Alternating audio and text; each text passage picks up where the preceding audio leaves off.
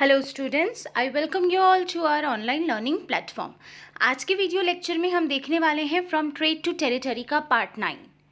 Last की video lecture में हमने क्या देखा था? लास्ट के लेक्चर में हमने टीपू सुल्तान के बारे जाना और हमने जाना कि किस तरीके से ब्रिटिश ने मैसूर को भी अपने कंट्रोल में ले लिया। आज के वीडियो लेक्चर में हम देखेंगे कि ब्रिटिश ने मराठा को अपने कंट्रोल में कैसे लिया, मराठा के एम्पायर को कैसे अपने कंट्रोल में ले लिया। तो चलिए स्टार्ट करते हैं। पहले तो ये जानते हैं कि ये मराठास थे कौन। तो बेसिकली मराठा जो थे वो कॉन्फेडरेसी थे। कॉन्फेडरेसी थे का मतलब है कि ये ग्रुप थे, अलग अलग स्टेट्स को मिला करके ग्रुप बनी हुई थी, ठीक है। और ये एक स्ट्रॉन्ग पावरफुल रूलर्स थे जो कि इंडियन सब कॉन्टिनेंट के बहुत बड़े एरिया में राज कर रहे थे। कितने बड़े देखना है आप लोग को। देखो ये 1664 से लेकर के 1760 के बीच का मैप है। उस समय का देखो, ये जितना आपको रेड पोर्शन दिख रहा है ना, सॉरी पिंक पोर्शन, ये सारे पोर्शन पर पे मराठा का रूल था। तो मैंने सही कहा ना, इंडियन सब कॉन्टिनेंट का बहुत बड़ा हिस्सा किन के द्वारा रूल किया जा रहा था? मराठास के द्वारा। अब देखो, बंगाल की तो दीवानी ले ली थी ब्रिटिश ने, मैसूर को भी हरा दिया, उनके एरिया को भी अपने कंट्रोल में ले लिया। अब बारी थी मराठा की। अब देखो, बात ऐसा है कि अगर कोई अंपायर है, कोई रूलर है, अगर उसका इतना दूर तक अंपायर फैला हुआ है तो नो डाउट वो राजा बहुत ताकतवर होगा। यस और नो, अग्री करते हो ना? तो बस मराठास बहुत स्ट्रांग थे। तो ब्रिटिश अब भाई सोच में पड़ गए कि इनसे तो लड़ करके जीत हासिल करना पॉसिबल नहीं है, कुछ ना कुछ तो बहाना ढूंढना पड़ेगा। तो उसी समय ये बहाना दे दिए हमारे मराठा लोग। तो देखो कैसे बहाना दिए। मराठा का नो डाउट दूर तक रूलिंग था, ठीक, लेकिन कहते ना लालच बुरी बला है। बस एक पॉइंट ये हो गया और दूसरा ये था कि ये अंग्रेजों को खदेड़ना चाहते थे। दो बात थे इनके मन में। पहला कि अंग्रेजों को भारत से भगाओ, ये अंग्रेजी विदेशी लोग आ गए और हमारे इलाके पर पे अपना धाक जमा रहे, तो इनको भगाना है। और दूसरा इनके मन में था कि जब हम इतने दूर फैल गए तो दिल्ली को क्यों छोड़े भाई, दिल्ली को भी अपने कंट्रोल में ले लेते हैं। तो इसी चलते ताकि दिल्ली इनको मिल सके, इसलिए इन्होंने एक लड़ाई लड़ी। अब जब ये लड़ाई लड़ी तो आपको तो पता ही है कि वहाँ शाह आलम जी थे, तो उनके कंट्रोल में क्या चल रहा था? यू बेटर नो दिस कि वहाँ पर पे कहीं ना कहीं ब्रिटिश का ही कंट्रोल जमा हुआ था। तो मराठास उनके साथ लड़ाई लड़े और इस बैटल का नाम था थर्ड बैटल ऑफ पानीपत। आप लोगों ने पानीपत मूवी देखी है अर्जुन कपूर की? नहीं देखी तो याद से देख लेना, उससे बहुत सारे आइडियाज आपको मिल जाएंगे इस टॉपिक पे। यस, तो मराठास ने ये बैटल ऑफ पानीपत लड़ा और यही बैटल ऑफ पानीपत जो है मराठा की बुरी किस्मत का कारण बना। बुरी किस्मत क्यों बोल रहे हैं मैम? वो इसलिए बोल रहे हैं क्योंकि इस बैटल के बाद ही मराठा जो है वो कमज़ोर होने शुरू हो गए। और इस बैटल में चूंकि मराठास हार गए थे, 1761 में ये लड़ाई हुई थी। अब हार क्यों गए? तो भाई इंडिया के जितने राजा लोग हारे हैं ना, सबके पीछे एक ही कारण है। बताओ क्या? सब आपस में लड़ते थे। घुस जाता था कोई दूसरा बंदा, चला जाता था अंग्रेजों के साथ, अंग्रेज लालच दे देते थे उनको, अब वो उनके साथ मिल जाया करते थे और अपने ही राजा को धोखा दे देते थे, या नहीं तो आसपास के राज्य के जो लोग थे वो भी साथ दे देते थे ब्रिटिश का, जिसके कारण ये लोग कमज़ोर पड़ जाते थे हमारे रूलर और उनका अंपायर छीना जाता था। तो सेम हुआ है मराठास के साथ और इसीलिए मराठास जो है वो कमज़ोर पड़ने लगे। अब कैसे हुई कहानी, क्या हुई, चलो देखते हैं। देखो पहले तो ये जान लेते हैं कि मैंने ये क्यों कहा कि वो हार गए। तो उसके लिए मैंने एक बेसिक लाइन आपको बताई कि हमारे लोग ही डिवाइडेड थे। इंडिया की एक बहुत बड़ी खराब मतलब पुराने समय से रही है कि पता नहीं क्यों, भले हम मानते हैं united we stand divided we fall, but follow ही नहीं करते हैं। उस समय भी यही था, मराठास जो भी थे वो भी स्टेट में डिवाइडेड थे, सेपरेटेड थे और हर स्टेट का अपना एक अलग सरदार हुआ करता था। जैसे ग्वालियर पे सिंधिया हो गए, नागपुर में भोसले हो गए और इंदौर में होलकर्स हो गए। तो ये अपने डिवाइडेड थे और इन सबको एकजुट रखने के लिए इन सबका एक बॉस था जो प्रिंसिपल मिनिस्टर हुआ करता था। ये थे हमारे पेशवा जी। पॉइंट समझ में आई? मराठा का जो पूरा एरिया था वो सब अलग अलग स्टेट में बटा हुआ था और हर स्टेट के अपने अलग सरदार होते थे, पर इन सबको एकजुट रखने के लिए ऊपर में एक और हेड होता था जिसका नाम था पेशवा।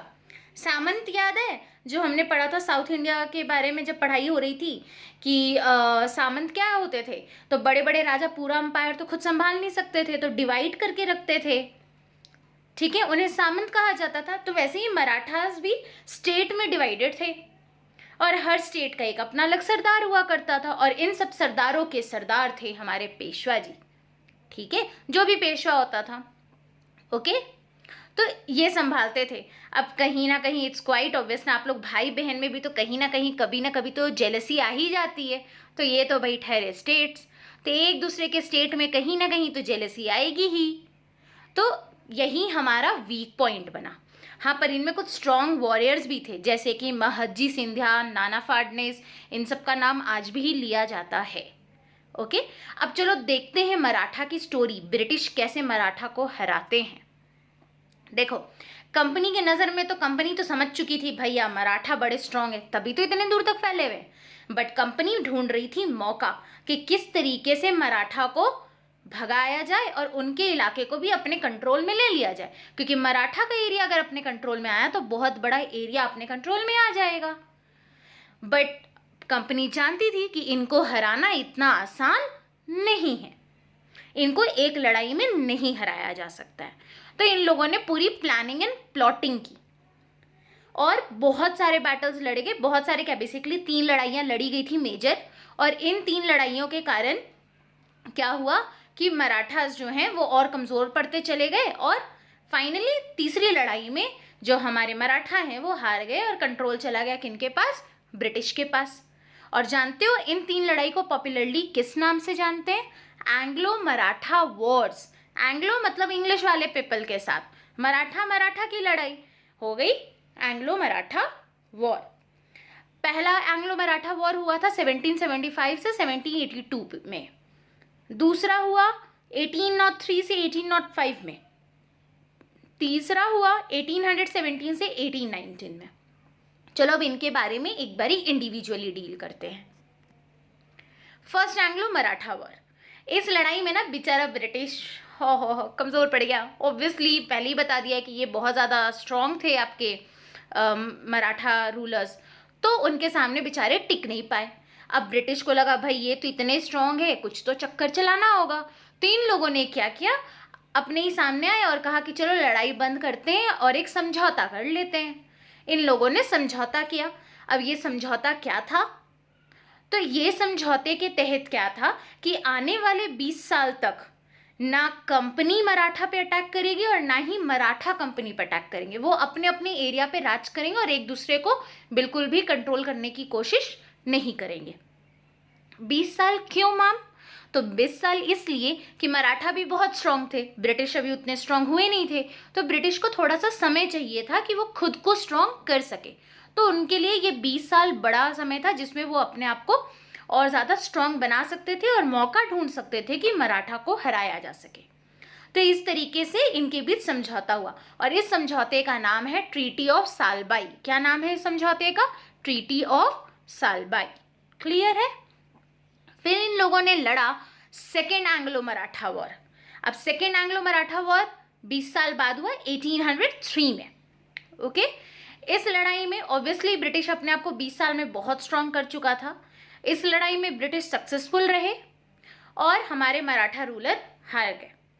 और बदले में क्या किया गया, तो मराठा से उड़ीसा का कुछ पूरा, इनफैक्ट उड़ीसा कह लो, यमुना आगरा का कुछ एरिया, दिल्ली का कुछ एरिया, ये चला गया ब्रिटिशर्स के हाथ। किसके हाथों में चला गया, ब्रिटिशर्स के हाथों में।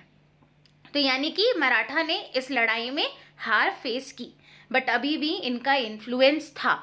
इनका इन्फ्लुएंस खत्म हुआ थर्ड एंग्लो मराठा वॉर के बाद। ये डिसीजिव बैटल माना जाता है, मतलब ये वो बैटल था जिसने मराठा को रूल से पूरी तरीके से हटा दिया। ब्रिटिश ने मराठास को बुरी तरीके से हरा दिया। हराने के बाद क्या किया, पेशवा को मार दिया? नहीं। पेशवा को जेल में डाल दिया? नहीं। एक्चुअली ब्रिटिश जानते थे कि इनको जेल पे डाल देंगे, मार देंगे तो पब्लिक भड़क जाएगी, तो कुछ ऐसा किया जाए कि ना ही इनको जेल में डाला जाए ना ही इनको मारा जाए। कुछ ऐसा करो कि पब्लिक जो है वो हमारे सपोर्ट में ही रहे। तो इन्होंने क्या किया, अनाउंसमेंट कर दिया कि पेशवा को हम शिफ्ट कर दे रहे हैं। पेशवा को शिफ्ट कर दे रहे हैं मतलब पेशवा को हम यहाँ से भेज दे रहे हैं दूसरी जगह। अच्छा, एक चीज़ बता दे रही हूँ कि पेशवा जो होते थे ना वो सेंटर से रूल करते थे और सेंटर इनका हुआ करता था मराठा का पुणे। क्या था? पुणे। तो पुणे से रूलिंग होती थी। तो ब्रिटिश ने साफ साफ यही कहा कि पेशवा को हम शिफ्ट कर दे रहे हैं टू बिथुर कानपुर, और इनको भेज दिया गया बिठूर कानपुर। ठीक, इससे क्या हुआ, पब्लिक भी नहीं भड़की, क्योंकि पब्लिक को क्या बोले वो कि हम पेशवा को शिफ्ट कर रहे हैं, मतलब पेशवा की जगह यहाँ हम काम करेंगे और पेशवा वहाँ काम करने वाले। तो ये कह करके पब्लिक का सपोर्ट ले लिया। और पेशवा को क्या बोला, जो भी उस समय पेशवा थे उनको साफ साफ कहा कि बाबूजी जाइए कानपुर में, आप आराम कीजिए, अब आपका खानदान को हर महीने हम पैसे भिजवा देंगे, जिसे हम पेंशन कहते हैं। अब उन तक पहुंचने लगा हर महीना पेंशन। अब उन्हें मिलता था पेंशन और वो बस आराम करते पेशवा। और उनके सारे पावर्स छीन करके किनके हाथों में चले गए, तो उनके सारे पावर्स अब आ गए ब्रिटिश के हाथों में। तो इस तरीके से थर्ड एंग्लो मराठा वॉर में मराठा का इन्फ्लुएंस पूरी तरीके से खत्म हो गया। क्लियर है यहाँ तक? तो ये थी लड़ाइयाँ जो कि मराठास के साथ ब्रिटिश ने लड़ी थी। किसने लड़ी थी? ब्रिटिश ने लड़ी थी। क्लियर है यहाँ तक? तो आज के वीडियो लेक्चर में बस हमें इतना ही जानना था। आज के वीडियो लेक्चर में हमने देखा कि मराठा कौन थे। तो मराठा वो कॉन्फेडरेसी थे जो कि इंडिया के बहुत बड़े एरिया पे रूल कर रहे थे। ओके, उसके बाद हमने देखा कि मराठास के साथ ब्रिटिश कैसे लड़ाई लड़ी। तो हमने उसमें जाना कि पहला कदम जो गलत रखा गया था वो मराठा का ही था। उन्होंने थर्ड बैटल ऑफ पानीपत लड़ा ताकि दिल्ली को अपने कंट्रोल में ले सके, बट इसमें वो हार गए और इसी के बाद धीरे धीरे वो कमज़ोर होते चले गए। और ब्रिटिश के साथ इनकी 3 लड़ाइयाँ हुई जिन्हें पॉपुलरली हम एंग्लो मराठा वॉर कहते हैं। पहले मराठा वॉर में तो ब्रिटिश हार गए, तो ट्रीटी ऑफ सालबाई साइन हुई जिसके तहत 20 साल तक नो अटैक्स।